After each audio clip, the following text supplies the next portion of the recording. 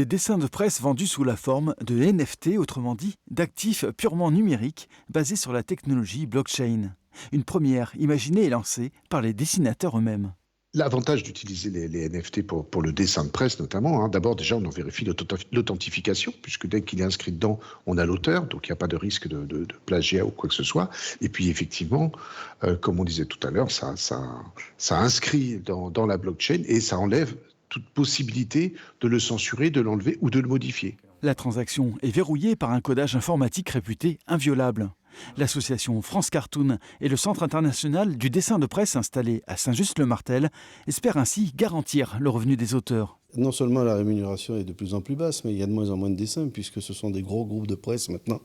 Et que quand il y a un poste qui doit sauter pour faire des économies, c'est souvent celui des dessinateurs. Et l'autre raison aussi, c'est qu'ils se font piller sur la toile. Les organisateurs de cette vente ont lancé le site Graphonage où sont exposés les dessins. L'objectif est de le rendre pérenne. Pour toucher un large public, le paiement est simplifié. C'est-à-dire qu'on va payer en euros l'achat des NFT, alors qu'aujourd'hui, pour acheter un NFT, on est obligé d'utiliser un portefeuille électronique avec des crypto-monnaies.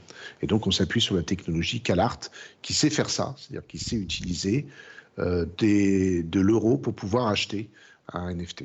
Le dessin de presse vient peut-être de trouver une nouvelle forme de sanctuaire avec cette vente.